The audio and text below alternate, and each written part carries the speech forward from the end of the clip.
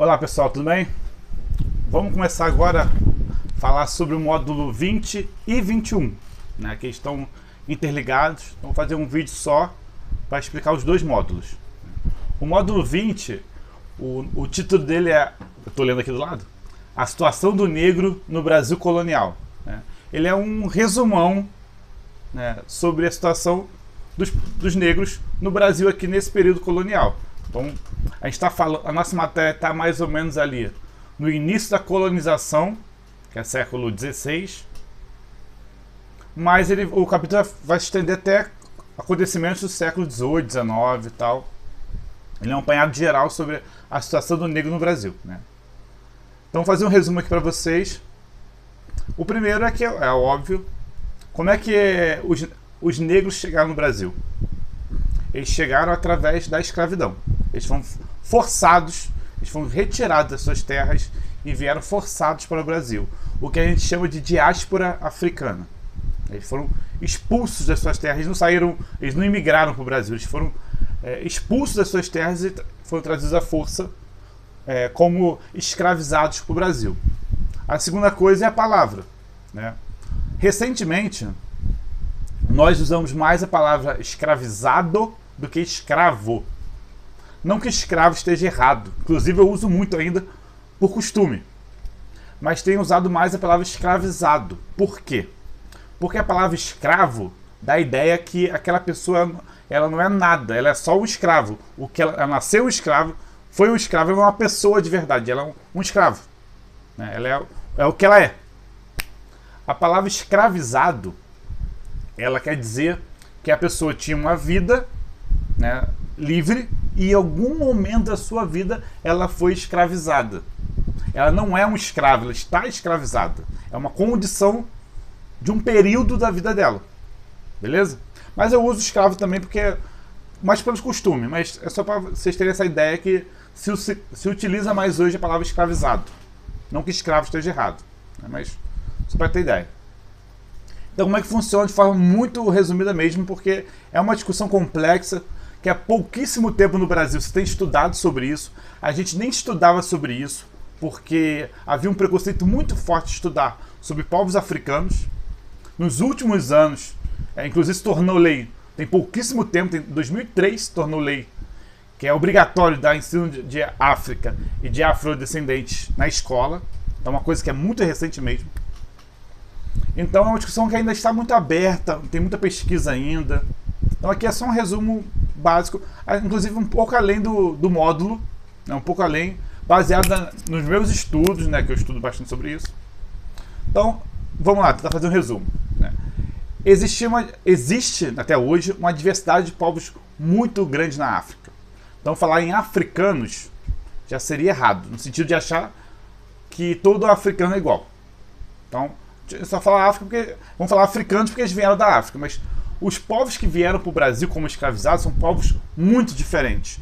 Mas quer dizer povos diferentes? Na língua, na cultura, no modo de se vestir, tudo. Na religião, tudo. Né? Na aparência. Por causa do preconceito que ainda é muito forte no Brasil, a gente tem a ideia de que negros são todos iguais, que é uma mentira absurda, né?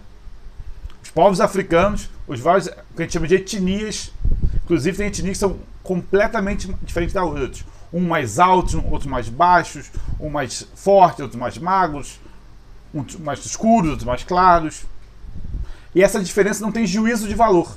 Ou seja, um não é melhor do que o outro porque tem a diferença. Não, são diferentes, apenas diferentes. Então essa diversidade de povos que vieram para o Brasil, que é até difícil catalogar, porque os portugueses não ligavam para isso, né? Ou ligavam e criavam suas próprias divisões, que não é a divisão do africano.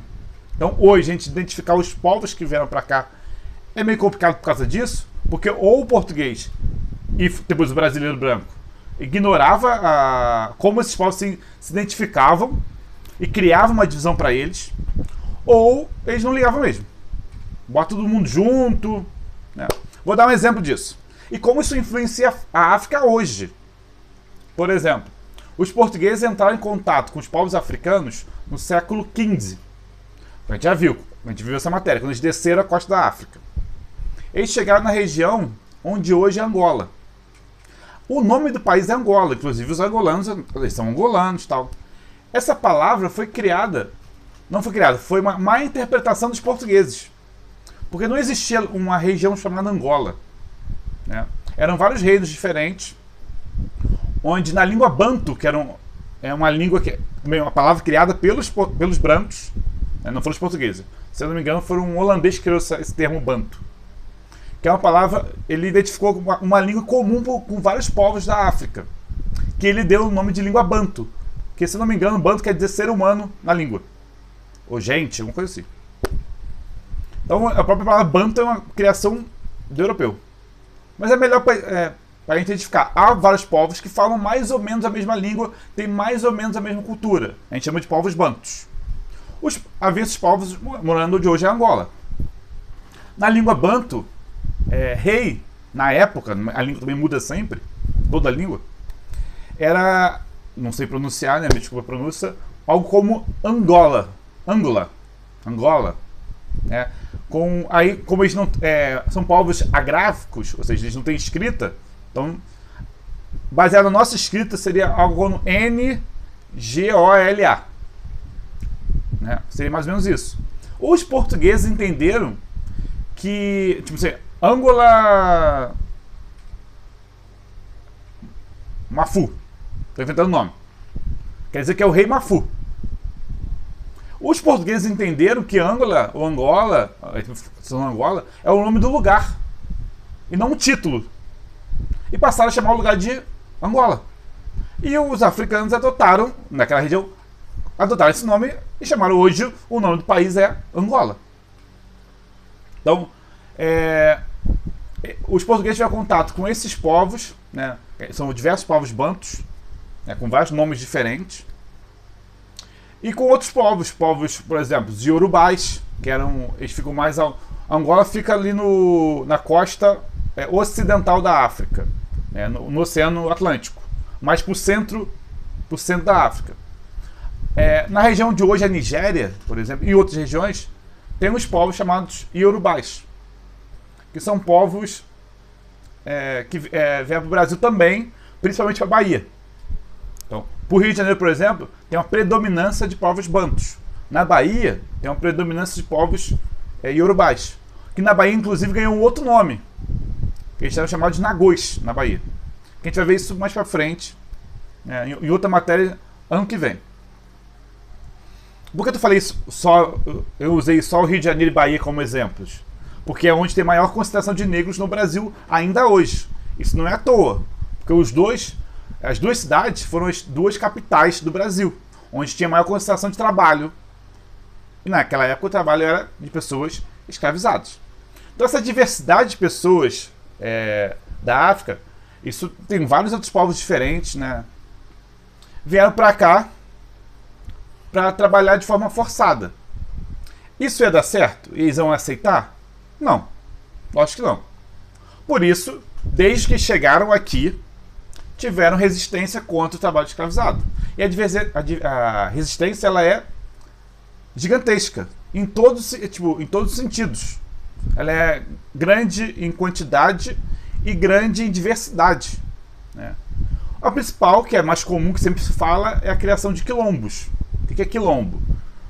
Os escravizados fugiam da fazenda, iam para a mata, que a maioria do território era mata, iam para a mata e criavam aldeias independentes, que tinham até uma ligação com aldeias portuguesas. Por quê? Ligação no sentido de fazer comércio, era como se fosse uma cidade mesmo.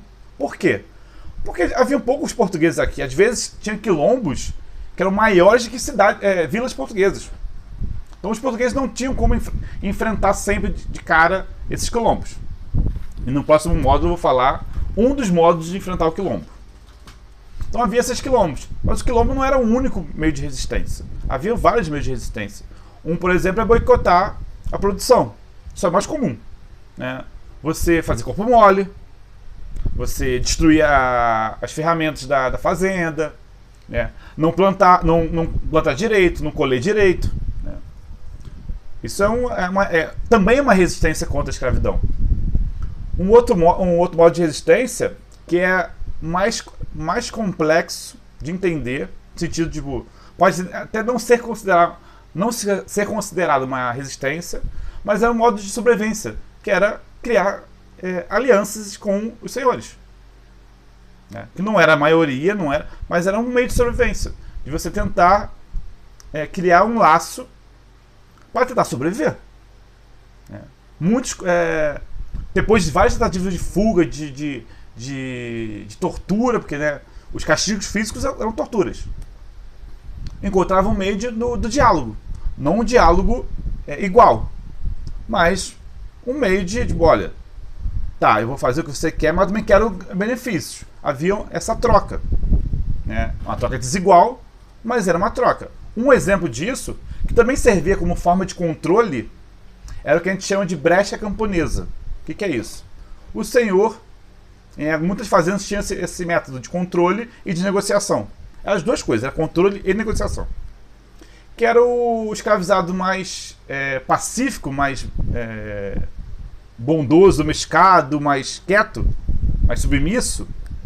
Ele recebia, que trabalhasse mais trabalhador também, ele recebia um pedaço de terra seu.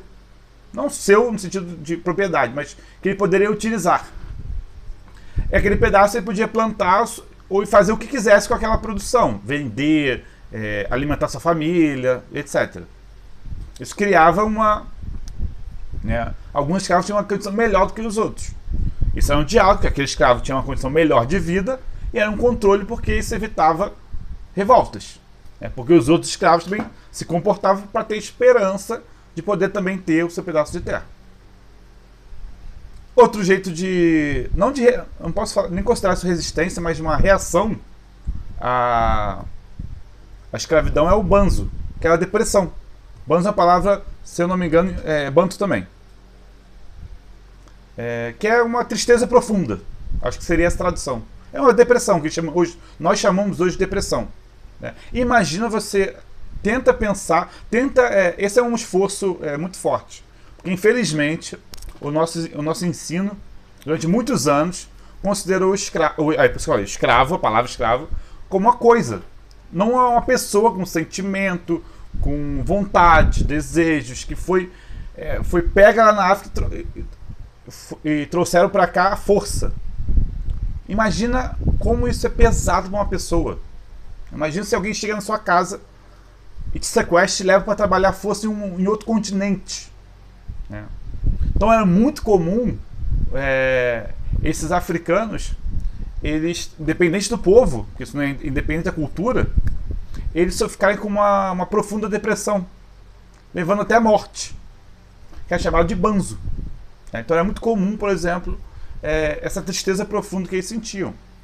Outra coisa que eu não falei, para vocês terem a noção de como é pesado, apagava a vida da pessoa. Eles eram capturados, eles eram levados até a costa, guardados num galpão. Geralmente eles eram capturados no interior. Porque os portugueses, naquela época, eles não dominavam o interior, eles só ficavam no litoral. Eles negociavam mesmo. Eles não dominavam a região, foram dominar só muito tempo depois. Eles só ficavam ali no litoral porque eles não conseguiam dominar. Eles tentaram e perderam. Aí eles ficavam só ali no litoral negociando com aqueles povos que faziam amizade. Outra coisa, eram vários povos diferentes. Alguns faziam amizade com os portugueses. Africano não é uma coisa só. Existia escravidão na África. Um povo era inimigo do outro. Aí o que perdia, eles vendiam para os portugueses. Isso aí a gente viu isso no ano passado. A escravidão não é invenção africana nem portuguesa. O que os portugueses fizeram foi transformar a escravidão num comércio internacional. Isso nunca tinha acontecido. E focar na escravidão negra. De criar um padrão para a escravidão, que também não tinha. A escravidão era por guerra, basicamente. E por dívidas. Então eles pegavam capturavam, botavam ali no litoral e vendiam. Aí no litoral eles eram vendidos. Antes de entrar nos navios, eles eram batizados, no católico, forçados, batizados. Eles não escolhiam, eles eram forçados a ser batizado no catolicismo e mudavam seu nome. Tipo, eles tinham seu nome na sua língua e chegavam no barco, agora você chama o nome em português, João, José, Maria, estou inventando Manuel, os nomes portugueses comuns. E chegavam aqui e tinham o seu nome apagado. Inclusive era uma forma de resistência, né? Entre eles falarem a língua deles e só usar o nome deles, originais. Isso era uma forma de resistência. Eu vi alguns casos desses, né? Tipo, inclusive aqueles africanos que aceitavam o nome, às vezes eram mal vistos. Tipo, aceitavam tipo assim, não ligo. Não, você tem que fingir para os portugueses que você é João, mas você é seu nome original. Então era uma das formas de resistência, né? Aí aqui no módulo, estou olhando aqui do lado, ele dá um exemplo só para a gente terminar esse módulo. Você pode falar basicamente só sobre isso, ele dá uma parada geral. Ele fala do zumbi, e fala de alguns nomes conhecidos e alguns nomes não tão conhecidos, né? O mais conhecido é zumbi, e é importantíssimo porque eu estou gravando esse vídeo no dia 19 de novembro e amanhã é o Dia da Consciência Negra. E por que é o Dia da Consciência Negra? Porque é o dia da morte de Zumbi. Quem foi Zumbi? Zumbi foi um último líder de um dos maiores quilombos, e na verdade não é um quilombo, era uma rede de quilombos, que é o Quilombo dos Palmares.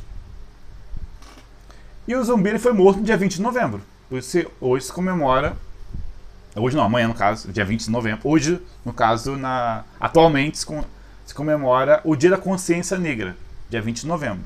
Aí na página 112 tem um textinho falando sobre a Dandara, que era a esposa do Zumbi. Uma coisa vai ficar bem clara: sobre o Zumbi e sobre a Dandara, sobre qualquer um dentro qualquer quilombo, as fontes são pouquíssimas. Por quê? As poucas fontes que nós temos são dos portugueses, ou, por exemplo, os holandeses também tentaram destruir o Quilombo dos Palmares, são dos brancos, dos inimigos. A gente não tem fonte do Zumbi falando que ele achava. A gente não tem. A gente tem fonte do inimigo dele. E são poucas, inclusive. Então, as fontes são... O que a gente pode ter certeza hoje, tipo assim, que Zumbi foi o último líder dos Palmares. E morreu defendendo Palmares. Só. Qualquer coisa além disso são interpretações das fontes. Então o texto fala, inclusive, isso. Vou ler só o título, não vou ler o texto não. Descrita como heroína, Dandara, mulher de Zumbi, tem biografia cercada de certezas. Porque a gente tem poucas fontes sobre ela. A gente sabe que a Dandara é a esposa e morreu também defendendo o Quilombo. Mas as fontes são pouquíssimas no Brasil, né, nesse período. Porque os quilombos não escreviam, né, mas esses povos eram povos agráficos, ou seja, que não tinham escrita. Eles aprendiam escrita, grande parte, não todos, né? Muitos deles também vinham para saber ler e escrever. Mais que os portugueses, inclusive. Mas alguns não tinham escrita. Então eles aprendiam a escrever português, muitos aprendiam, mas outros não. Não era comum. A sociedade daquela época, incluindo os portugueses, não era comum você ler e escrever, né? Pouquíssimos portugueses brancos sabiam ler e escrever também. Deixar isso tudo bem claro. Então aqui fala sobre ela. E depois, na página 113, fala sobre... Aí descobri minha pronúncia, que é uma pronúncia de árabe. Por quê? Porque é árabe. Porque muitos desses povos, muitos antes dos contatos com os portugueses, eles tiveram contato com os árabes. E os árabes levaram a religião islâmica. E inclusive hoje, grande parte dos países africanos são muçulmanos. Muitos desses povos que vieram escravizados para o Brasil eram muçulmanos, muito mesmo. Parte dos iorubais eram muçulmanos, parte, não todos, mas parte dos iorubais eram muçulmanos. Tem os mandingas, que a gente usa hoje como sinônimo de feitiço, mas mandinga é o nome de um povo africano, muçulmano. Os ifés, vários povos. E tem um caso, é uma das poucas fontes históricas que nós temos, inclusive já li esse livro, que é um escravizado que escreveu, né? Ele pegou e escreveu, são poucas. No caso do mundo, né? No caso do Brasil, se eu não me engano, é a única, né? Nos Estados Unidos é mais comum, porque os Estados Unidos eles eram protestantes, a maioria, não eram católicos. Então eles davam mais incentivo à escrita e à leitura do que os católicos. Então lá nos Estados Unidos, mais do que no Brasil, não quer dizer que eles davam incentivos, um pouco a mais. Então lá tem mais livros escritos por ex-escravizados, porque eles aprendiam mais a ler e escrever, para rezar, principalmente para rezar, para ler a Bíblia, principalmente. Os católicos não liam muito a Bíblia. Isso aí é uma matéria que a gente já viu, não lembro se você já viu. Acho que já viu. Agora, Reforma Protestante. Isso é no século XVI ainda. Alguns séculos antes disso. No século XVI teve a Reforma Protestante, porque basicamente, por que os católicos não liam a Bíblia? Porque a Bíblia era em latim. Era escrita em latim. Ninguém sabia latim naquela época. Então é meio...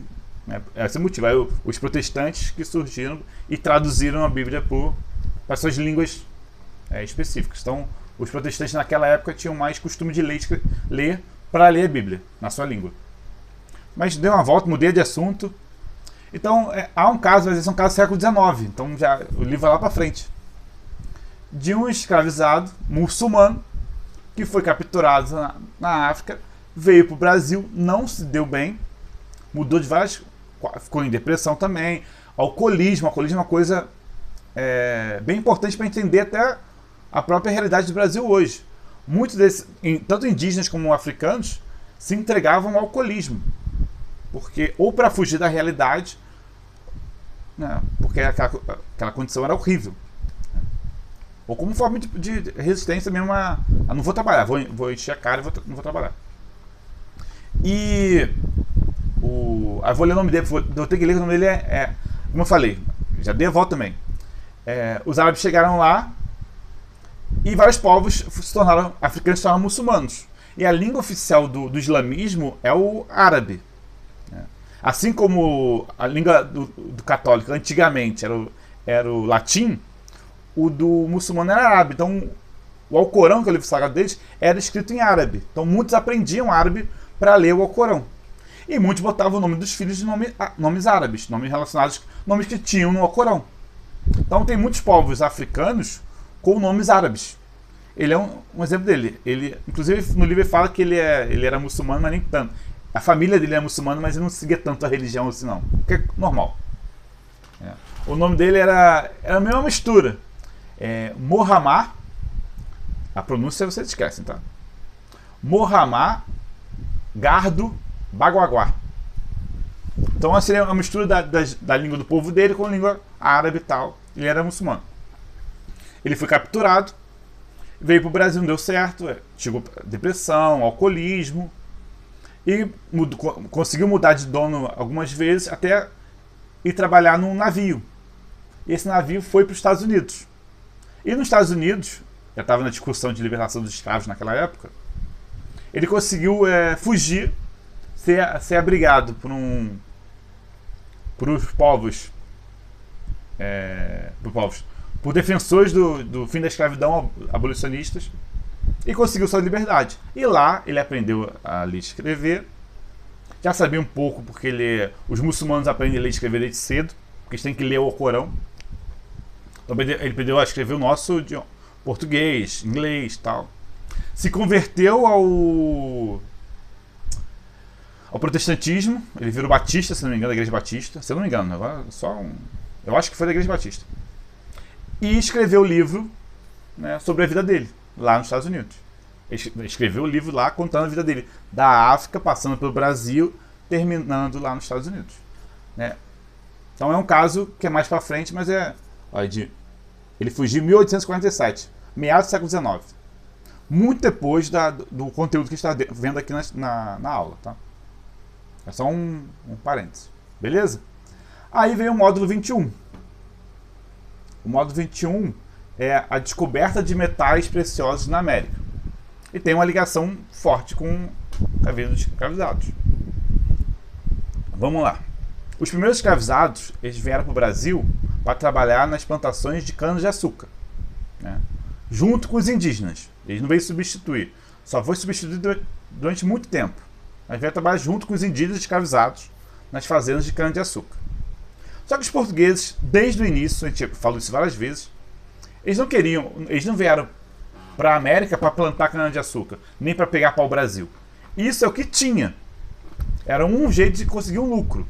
O que eles queriam era metais preciosos, principalmente o ouro. Mas não só ouro, ouro, prata, diamante. O ouro que é o mais comum. Eles queriam metais preciosos. E não achavam de jeito nenhum. Nos primeiros séculos aqui no Brasil, eles não acharam ouro. E sabiam que tinham ouro. Por quê? Aí já é um parênteses também, não tem no livro de vocês não. Pelo contato com os indígenas. Os indígenas, dos diversos povos que tinham no Brasil, eles tinham contato com outros povos indígenas de outras regiões da América. E contato direto. Então, por exemplo, eles falavam, quando os portugueses mostravam ouro, prata, eles falavam que na região mais para o norte tinha um povo que tinha muito daquele negócio ali. E os portugueses sabiam que aí chegavam as notícias dos espanhóis, que os espanhóis encontraram ouro e prata em abundância, bem rapidamente. Então os portugueses ficavam, né, meio com inveja, porque eles sabiam que naquela região tinha ouro e prata, mas eles não conseguiam encontrar. E os espanhóis encontraram rapidamente. Com os povos incas e tal. Pra você ter uma ideia, tinha uma estrada, tem ainda, né? Porque a maioria das estradas do Brasil, de rodovias, são estradas indígenas, que os portugueses só continuaram e viraram rodovias depois. Tinha uma estrada que ligava São Paulo ao Peru, no Império Inca. Que os indígenas iam a pé. Por isso que a gente chama de fila indiana, né? Porque é mais fila indígena. Que os indígenas andavam na mata um atrás do outro. Eles faziam caminhos pequenos na mata e andavam um atrás do outro. Então eles percorriam quilômetros de distância. Então tinha essa ligação entre povos daqui e outros povos indígenas. Então os portugueses sabiam, só que não encontraram. E começaram a plantar cana-de-açúcar para tentar ganhar um lucro nessa terra aqui. E foram construindo vilas. São Vicente, Salvador, que depois se tornou a capital do Brasil. São Paulo. São Paulo é uma vila bem pequena. Inclusive São Paulo era pequena até o século XIX. Passou de uma vila pequenininha para a maior cidade do Brasil em pouquíssimo tempo. Até o século XIX, São Paulo é uma vila pequenininha. Chega nem aos pés do Rio de Janeiro, muito menos de Salvador. São Paulo é uma vila que foi criada pelos jesuítas. A gente também já viu isso várias vezes. Jesuítas são aquele pessoal da Igreja Católica que vieram para o Brasil para catequizar os índios.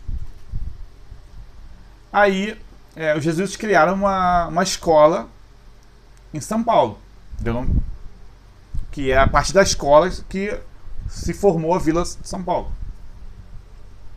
E lá, né, surgiram os paulistas. Quem eram os paulistas? Isso é importante porque tem tudo a ver com essa matéria. Os paulistas, basicamente, eram mestiços de brancos portugueses com indígenas. Poucos paulistas eram brancos, porque não tinham mulheres brancas no Brasil. Então a maioria eram mestiços de brancos com indígenas. E grande parte desses paulistas, nem português falava. Porque até o século XVIII, a língua falada popularmente com o tempo foi mudando, era uma mistura de indígena com português, o que eles chamam de língua geral, ou língua comum. Inclusive tem a língua comum paulista, que a própria língua comum foi se ramificando. Tinha a língua comum do norte e a língua comum paulista, que eram um pouco diferentes. Então o que se falava assim na vila de São Paulo não era português, era essa língua comum, que veio do tupi. Não é bem um tupi clássico, mas que a língua muda. E qual tem a ver paulista, ouro e escravizados? Os paulistas eram mais pobres do que o pessoal do litoral. Porque lá em São Paulo, cana-de-açúcar não dava muito certo, porque o clima precisa ser um clima quente e tal. Então eles não plantavam cana-de-açúcar, não dava muito lucro. Eles não tinham muito lucro, eles eram mais pobres do que o pessoal do Nordeste, né? Até aqui do Rio de Janeiro, que é propício. Então eles não tinham muito dinheiro. Eles também, mas assim como os portugueses, né, eles não queriam botar a mão para trabalhar. A cultura portuguesa influenciava falando que trabalho era coisa de escravizado. E eles não tinham condição de comprar escravizados africanos, né, que vieram para cá para trabalhar nas plantações de cana-de-açúcar. Por quê? Porque era muito caro. Então qual foi o jeito de resolver isso? Entrar para o interior para capturar indígenas. Então os paulistas começaram a fazer expedições para o interior para capturar indígenas para a escravidão. E nesse processo, já que eles sabiam, ir procurar o ouro. Já que naquele momento, até onde hoje a cidade de São Paulo, que não é no litoral, mas também não é muito para o interior, no meio, é um pouquinho antes do litoral, São Paulo, a cidade, eles tinha muito mais Brasil para dentro. Então eles entraram para o interior em busca de indígenas para escravizar e ouro, metais preciosos de modo geral. E eles encontraram, né, tanto indígenas quanto ouro. Os indígenas, principalmente, eles preferiam capturar em aldeias jesuíticas, ou missões jesuíticas. Que eram aquelas aldeias que os jesuítas criaram, assim como São Paulo, né? Mas São Paulo cresceu depois demais. Mas havia aldeias específicas que os indígenas criaram, os jesuítas criaram, para catequizar os índios. Eles preferiam atacar essas porque os indígenas estavam mais domesticados, né? Bem entre aspas, na visão deles. Mas também capturavam aldeias nativas, sem contato com o homem branco. Também tinha essa... Só que dava mais trabalho. Porque eles resistiam mais, eram mais violentos. E encontraram ouro. O primeiro ouro encontrado ali foi ainda ali no norte, se eu não me engano, ali pro norte de São Paulo. Mas foi pouco. Né? Não é nada muito significativo que justificasse se fixar naquele lugar. Então eles, pelo menos, deu para indicar que tinha por ali a região, tinha ouro. E eles foram subindo mais ainda até encontrar muito ouro aí, meados do século XVII, 1600 e pouco. Encontrar muito ouro na região que eu acho que vocês conhecem, né? Que eu já falei isso para vocês algumas vezes. Português não é muito criativo para dar nome. Nome de português, de coisas, né, locais portugueses, ou é o nome exato da coisa, ou é o nome de santo, católico, ou é uma tradução no caso do Brasil, né? No caso do Brasil, ou é uma tradução do tupi, ou é a própria tupi mesmo, que eles nem traduziram, deixaram o nome em tupi mesmo. Então eles não estão muito criativos com o nome, não. O nome da nossa cidade, Rio de Janeiro, porque chegaram aqui em janeiro.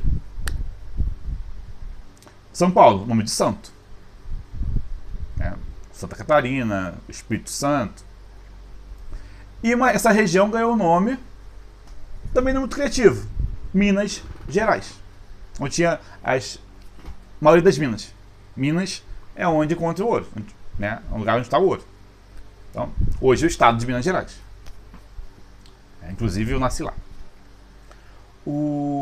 Lá em Minas Gerais eles encontraram ouro em abundância e lá se criou uma sociedade, né, que a gente chama de sociedade mineradora, né, que era diferente da sociedade açucareira, né, que era baseada no engenho. Aí tinha um senhor de engenho, que era o dono da fazenda, a senzala que os escravos trabalhavam no engenho e tal. Isso também já viu. Se criou uma nova sociedade, que é a sociedade mineradora, lá em Minas Gerais, que era mais urbana, né, porque começou a formar cidades, né, e começou a atrair muita gente. Então as pessoas que achavam o ouro lá conseguiam dinheiro e conseguiam comprar escravizados africanos. Começou a vir escravizados africanos e pessoas para tentar a sorte, né? Porque a informação se espalha e eles tentaram a sorte lá para tentar achar o ouro. Mas antes de continuar isso, só voltar um pouquinho para falar sobre um termo que se criou depois para esses paulistas. As fontes da época chamam ele de paulistas. Eles eram paulistas que foram para o interior. Anos depois, inclusive depois de passar essa época, eles ganharam o nome de bandeirantes. Inclusive, em São Paulo, tudo tem bandeira. A Band, o canal Band, não, na verdade, não é um canal Bandeirante. Eles ganhavam o nome de Bandeirante. Por quê? Porque essas expedições, né, que iam para o interior, geralmente levavam uma bandeira na frente. Que vários, inclusive os povos indígenas usavam isso também. Que era sinal de guerra, de você estar... Né? Então as expedições levavam bandeiras. Inclusive eram chamadas de bandeiras as expedições. E quem fazia parte das bandeiras eram os bandeirantes. Mas é um termo criado depois. Na época chamavam de paulistas. Eram os paulistas. Então bandeirantes e paulistas é a mesma coisa. Então voltando. Então os primeiros a encontrar as minas eram os bandeirantes, os paulistas. Começou a chegar gente de fora. Gente de outras regiões do Brasil, portugueses. Começou a chegar gente de fora. E os paulistas não gostaram.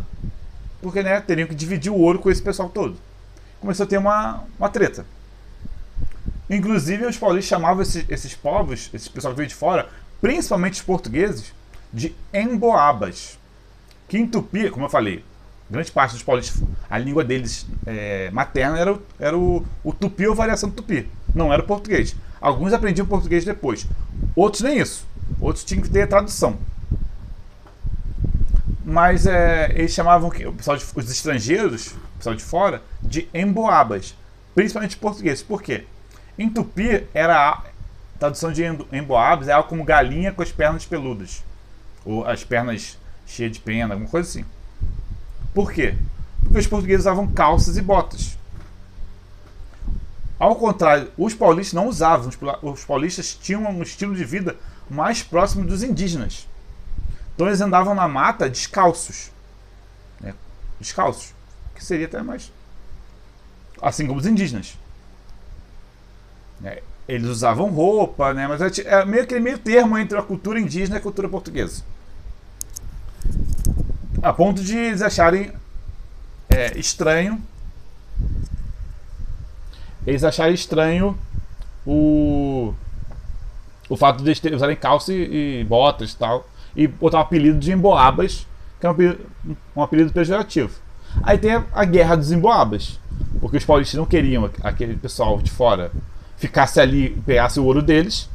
Os portugueses principalmente falavam: não, o ouro é meu. Essa terra toda é minha. Como assim? Vocês não são ninguém. Teve a guerra dos emboabas, vencida pelos emboabas, que são os portugueses, gente de fora. Aí os paulistas foram expulsos da região que eles acharam e foram mais para cima. Aí encontraram também ouro, onde hoje é Goiás, né, Mato Grosso. Eles foram, né, subindo mais, né, a região. Beleza? Aí os portugueses viram, dominaram a região e começaram a controlar a região. E qual é o jeito de controlar a região? Porque o que eles queriam? O ouro. Mas os portugueses não tinham condições de explorar o ouro, só eles. Então eles dividiam, vendiam lotes para quem pudesse pagar, para explorar o ouro, mas ele queria impostos. Assim como qualquer governo hoje. Você faz aí, mas me paga os impostos. E com o passar dos anos, os impostos foram aumentando muito. Por quê? Porque não é mentira, né? Não é... Os portugueses achavam que tinha muito contrabando. O ouro sumia muito. E tinha, isso não é mentira, tinha mesmo. Os caras roubavam muito ouro. Aí quanto mais roubava, mais impostos ele cobrava para, né, cobrir esse roubo. Então com o passar dos anos, os impostos foram crescendo muito. A ponto que começou a gerar revoltas. Tem vários impostos, né?